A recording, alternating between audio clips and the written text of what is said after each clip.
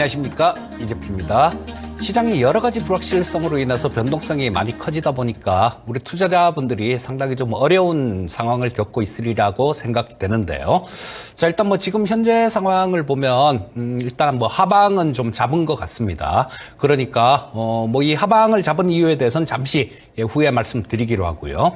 주말 휴일 사이에 걱정이 좀 상당히 크셨을 걸로 생각되는데요.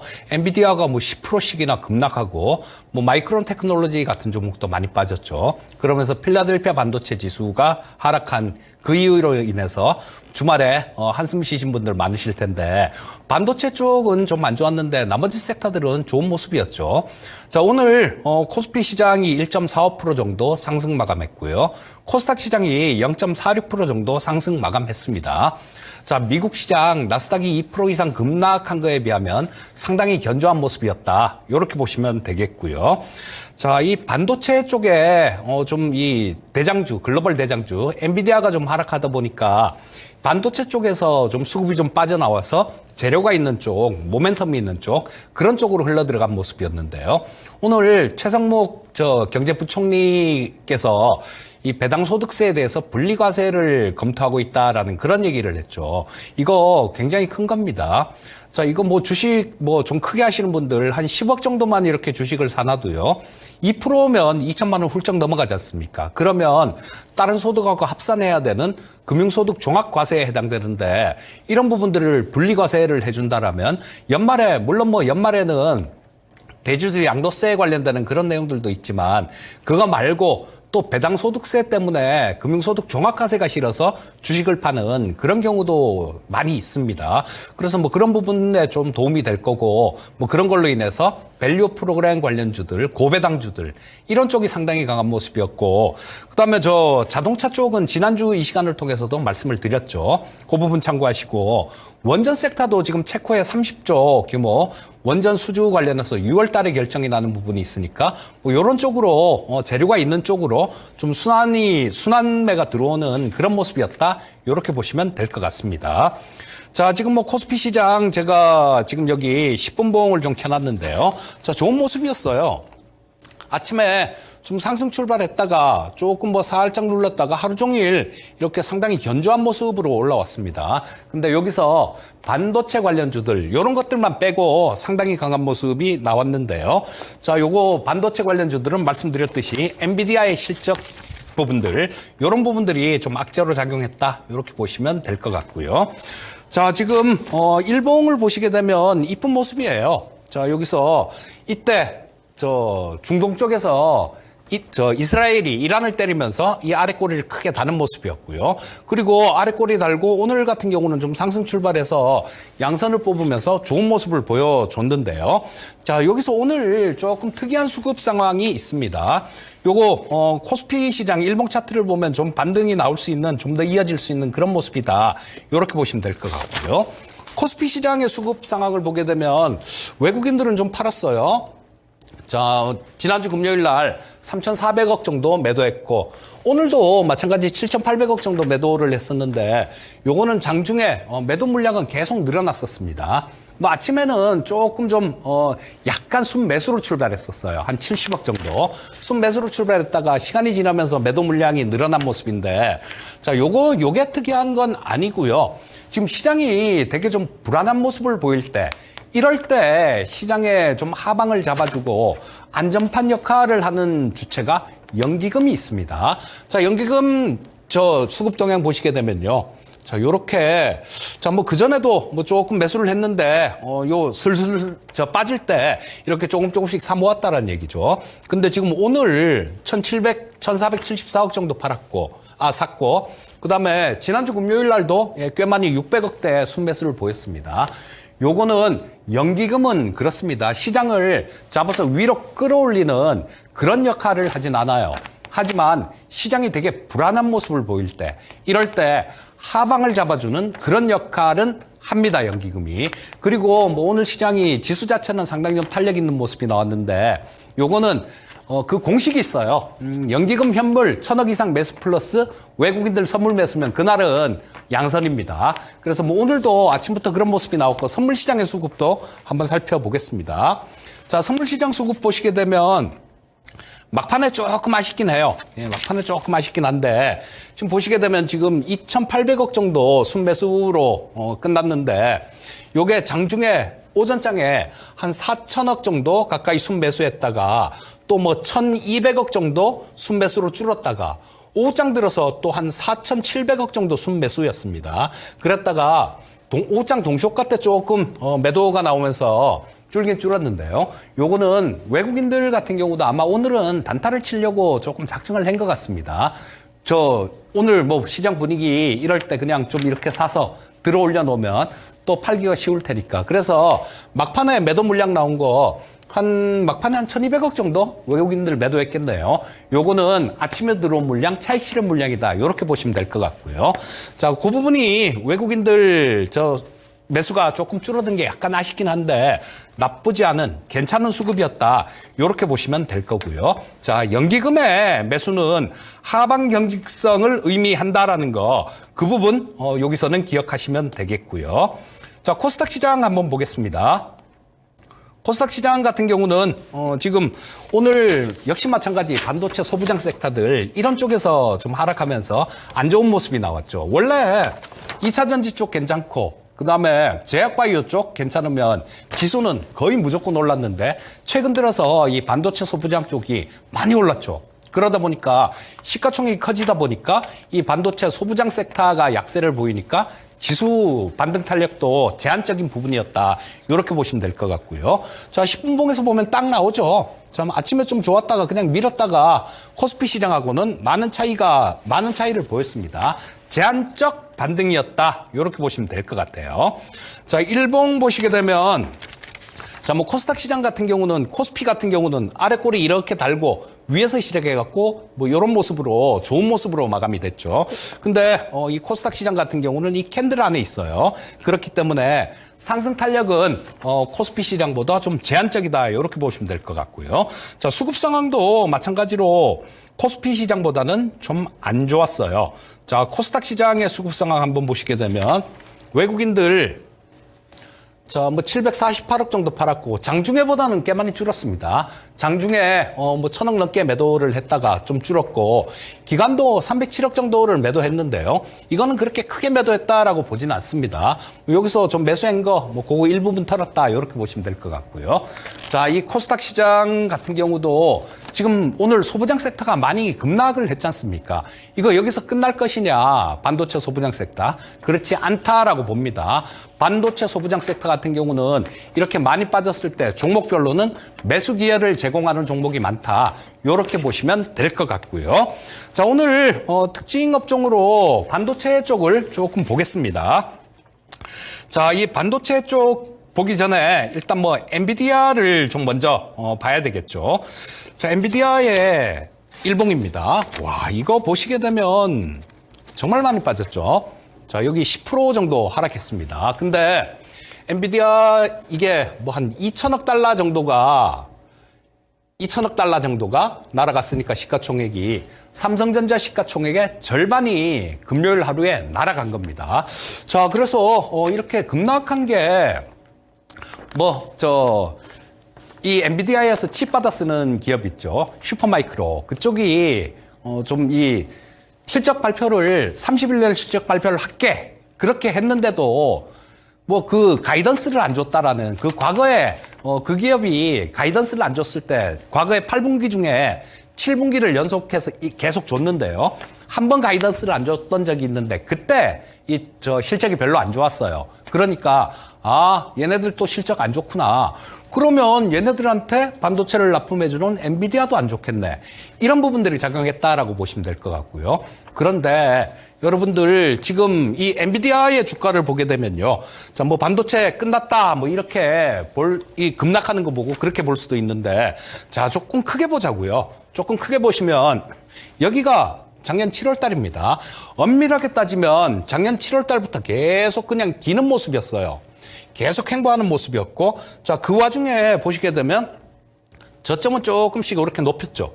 예, 저점은 이렇게 높이는 모습이었는데 본격적인 상승이 나온 게 엔비디아가 올해 1월 달부터 본격적으로 상승이 나왔습니다.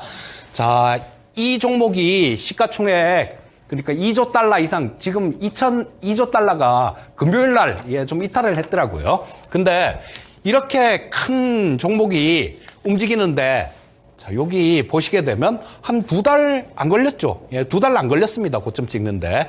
자, 이거 움직이고 2달 움직이고 이걸로 끝난다고요?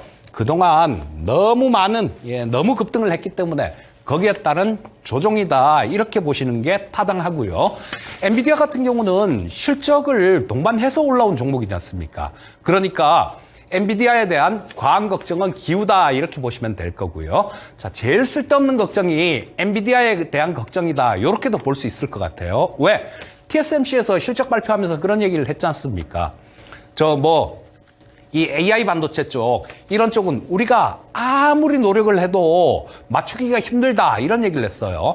생산을 하는 대로 다 이렇게 줘야 돼서 손이 모자란다는 얘기예요. 그러니까 엔비디아 실적 같은 경우는 더 좋아진다. 이렇게 볼 수 있을 겁니다. 그렇게 크게 걱정할 필요가 없다. 이렇게 정리해서 말씀드리겠고요. 자, 그럼 반도체 업종, 이 삼성전자를 보면서 좀 다시 말씀드리도록 하겠습니다. 자, 이 삼성전자, 반도체 업황 개선이요. 업황이 어떻습니까? 작년에 너무 안 좋았잖아요. 작년에 실적 그렇게 안 나올 수가 없었지 않습니까? 근데 작년에 주가가 그렇게 안 빠졌어요. 근데 보시게 되면 작년부터 이렇게 좀 올라오는 모습이었는데, 자, 이 반도체 사이클, 업황이 좋아지는 사이클, 이 사이클은 이제 시작입니다. 그런데 삼성전자가 여기서 끝일까요? 그렇지가 않습니다. 여러분들 주식을 매수를 하실 때 막 이렇게 올라갔을 때 고점에서 잡으면요, 후회가 따릅니다. 후회가 따라요. 자, 근데 여기서는 사고 싶어서 막 그러시던 분들이 주가가 이렇게 빠지면 또 손이 안 나가요. 그거 굉장히 잘못된 겁니다. 주식은 쌀 때 사야 돼요, 쌀 때. 쌀 때 사야지 주식 비싸게 산다고 제가 그런 얘기 자주 말씀드리죠. 비싸게 사면 주식에 금칠해 주는 거 아닙니다. 똑같은 주식이에요. 그러니까 지금 삼성전자 같은 종목은 지금 노리면 좋을 것 같고요.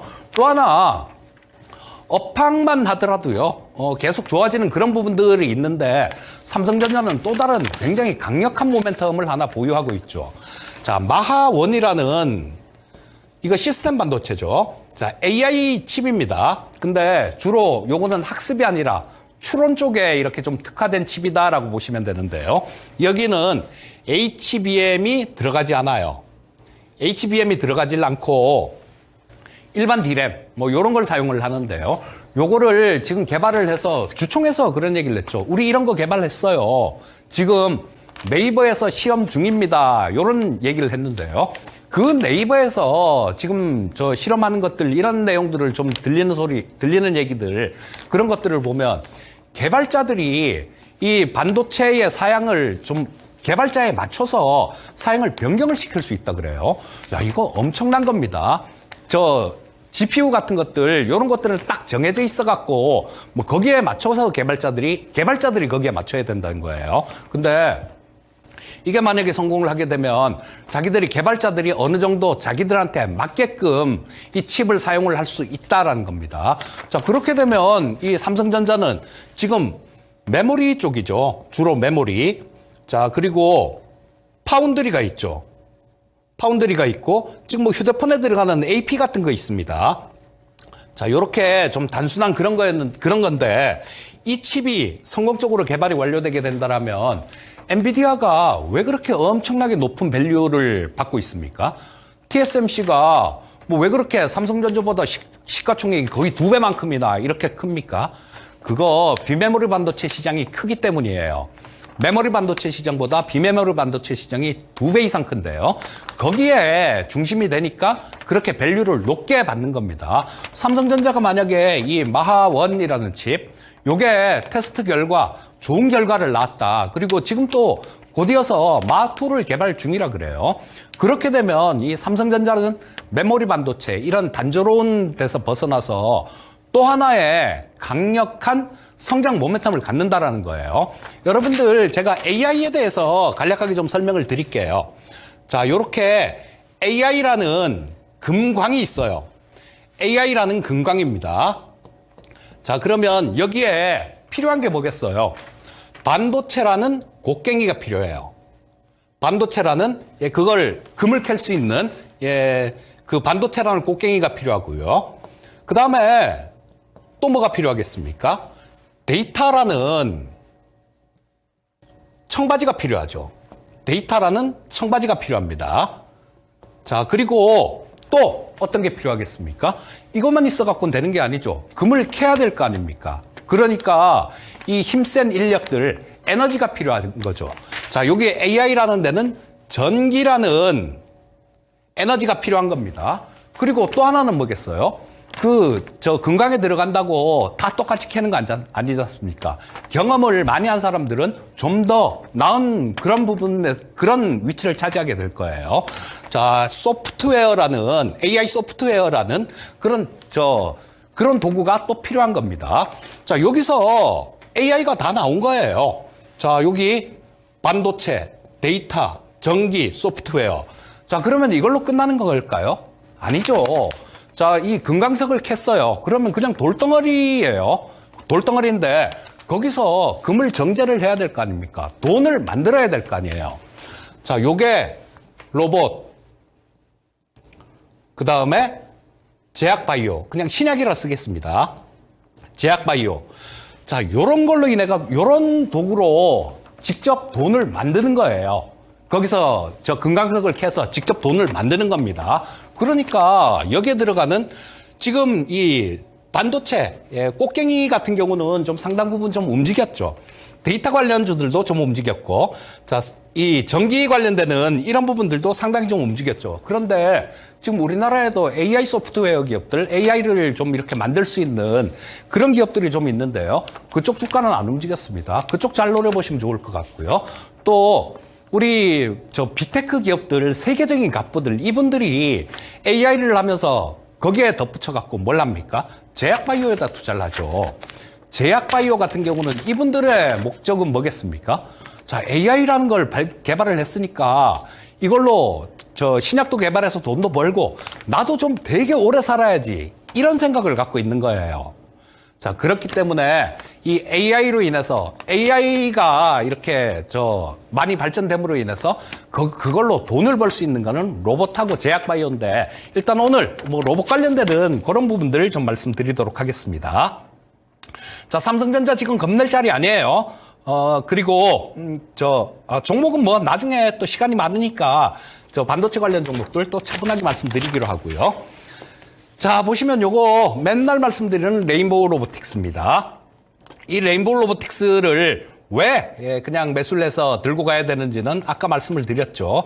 금을 캐갖고 돈을 만들어야 되기 때문에 이런 종목이 필요합니다. 자, 그럼 이거 밑에서 보면 10배 올라왔어요.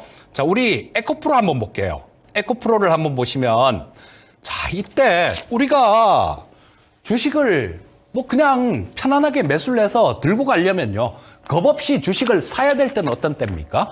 이런 때예요. 이런 때. 이럴 때, 자, 이렇게 좀 올라왔다 누르고 지금 보이지도 않죠? 여기 이거 조금 크게 놓고 보겠습니다. 자, 조금 크게 놓고 보면 이럴 때예요. 올라왔다가 누를 때. 올라왔다가 누를 때. 올라왔다가 누를 때. 여기서도 마찬가지죠. 올라왔다가 누를 때. 이럴 때 주식을 매수를 하셔야지, 우리가 광분해서 남들 뭐 다들 떼부자 되는데 나만 안 되는가? 이러면서 포모 현상 나왔을 때, 그럴 때, 이럴 때 쫓아가면 죽는 겁니다. 이럴 때 쫓아가면 죽는 거고, 에코프로만 하더라도요, 3,000원에서 150만 원 올라왔으니까 500배가 올랐네요. 네이버 400배가 올라왔습니다. 네이버도. 1,000원에서 40만 원 넘게 갔으니까 400배가 올라왔고, 삼성전자 마찬가지 그런 엄청난 수익을 줬어요. 이게 어디서 이런 게 나오겠습니까? 이런 대시세가 어디서 나오겠어요? 세상의 변화에서 나온다라는 겁니다. 지금 여러분들 각 글로벌 기업들, 현대차에서도 지금 얼마 전에 아틀라스죠. 현대차 보스턴 다이나믹스 로봇은 아틀라스를, 그건 유압식이었어요. 근데 이 아틀라스를, 그거를 유압식 로봇을 포기하고 전기로 구동하는 로봇을 만들었는데 와, 영상 보니까 되게 참신하더라고요. 뭐 머리도 돌아가고 이 로봇이니까 그렇게 할 수 있는 거겠죠. 다리도 뭐 이렇게 누워갖고 막 앞으로 이렇게 갖고 벌떡 일어나고 막 그러더라고요. 그거 현대차 공장에 투입이 되게 될 겁니다.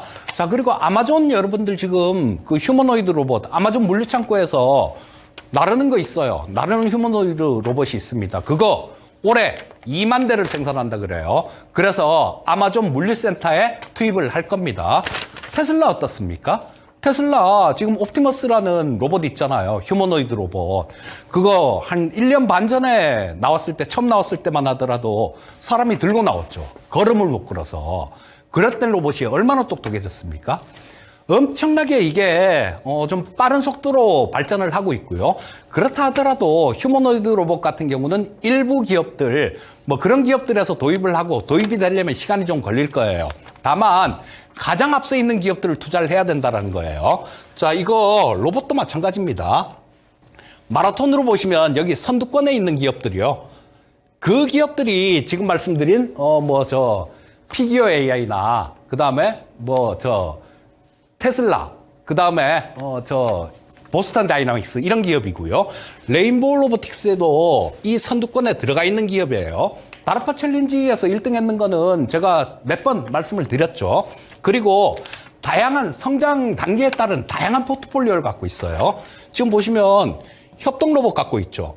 이게 가장 먼저 성장할 겁니다. 시장이 커질 거예요. 자, 그다음에 서비스 로봇. 바퀴 달려갖고, 식당 같은 데서 뭐 갖다 주고 그런 로봇 있잖아요. LG전자에서는 지금 이거를 배달하는 AI를 접목을 시켜서 같은 건물에서는 지가 엘리베이터도 이렇게 불러갖고 타고 올라간다 그래요. 그러면서 한 4군데까지 커피를 배달할 수 있는 그런 로봇을 오늘 또 뉴스가 나오더라고요. 자, 이 서비스 로봇이 있죠. 그 다음에 사족 보행 로봇이 있습니다. 요거는 현대로템하고 지금 군용으로 개발 중이에요. 사족 보행 로봇. 그 다음 휴머노이드 로봇 있죠. 얼마 전에 휴머노이드 로봇 출시한 거는 다리를 안 달았더라고요. 다리를 안 달고 바퀴를 달았던데 그 바퀴 달린 거는 제조 원가를 좀 낮추기 위해서 그랬던 것 같아요. 그거는 삼성전자의 반도체 공장에 들어갈 겁니다. 여러분들 이거 레인보우 로보틱스가 작년에 비해서요. 계속 이거 말씀드리는데 작년에 비해서 내년에 매출이 작년보다 내년 매출이 4배 정도 늘어난다면 어떻게 될까요?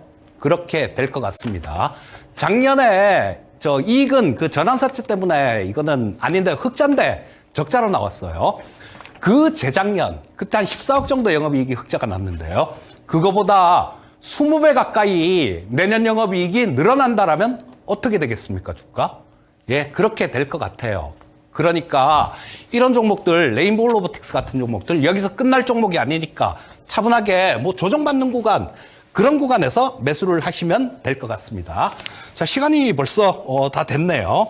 자, 마무리를 해야 될 시간이 된 것 같은데 여러분들 지금 시장이 상당한 변동성 장세입니다. 그렇기 때문에 시장에 휘둘리면 져요. 오늘 아침만 하더라도 장 시작하기 전까지만 하더라도 굉장히 불안감이 높았지 않습니까? 자, 그러니까 이런 때 시장에 휘둘려서 그냥 쫓아가면서 매도하고 그러면 진다라는 거예요. 자, 지금 빅테크 기업들 이번 주에 실적 발표 많이 있죠. 테슬라도 있고 아마존도 있고 마이크로소프트도 있고 엄청나게 많은 그 기업들, 빅테크 기업들하고 기업들의 실적 발표가 있는데 아마 이번 주에 S&P 500 기업 중에 한 190개 기업 정도가 실적 발표를 할 겁니다. 실적 발표가 피크라는 거예요. 그리고 중동 쪽 같은 경우도 지금은 최악의 경우는 그냥 넘어가는 것 같아요. 하지만 그 가자지구 남단에 라팔 쪽 있죠. 그쪽 이스라엘의 공세가 심해지니까 이거는 또 북쪽에서 헤즈볼라가 또 어떻게 할 수도 있는 거니까 이 중동 사태 관련해 갖고는 예상 자체가 안 되는데요. 아마 이스라엘이 이란을 때렸을 때 그런 충격은 없을 것이다라고 보는 게 맞습니다. 그렇게 되면 중동 사태 같은 경우는 조금 소강 국면으로 갈 거고요. 금요일 날 미국의 PCE 물가지표가 발표가 예정돼 있는데 요거 근원 물가 기준으로 한 2.6% 정도 나올 것 같아요. 전달에 2.8% 나왔습니다. 그 전달에 2.9% 나왔어요. 예상치대로라면 그래도 좀 약하지만 인플레이션이 조금 잡혀간다라는 그런 분위기로 해석을 할 수도 있어요. 자, 요런 뭐 좀 위쪽으로 변동성을 줄 만한 그런 내용도 있고 아래쪽으로 변동성을 줄 만한 그런 내용도 있는데요. 어쨌거나 변동성 장세라는 거예요. 이런 장에서는 어떻게 하셔야 됩니까? 실적하고 성장성 이걸 다 고루 갖춘 그런 종목에 투자를 하셔야 되는데 이거는 뭡니까? 기본에 충실한 투자죠. 기본에 충실한 투자만 하시면 됩니다. 제가 이따가 저녁에 야인시대 때 또 출연을 할 텐데 야인시대 때는 뭐 방금 말씀드렸던 기본에 충실한 종목 또 하나 소개시켜 드리기로 하고요. 자, 오늘 방송은 여기까지 해야 될 것 같습니다. 항상 성공 투자하시기 바라겠습니다. 감사합니다.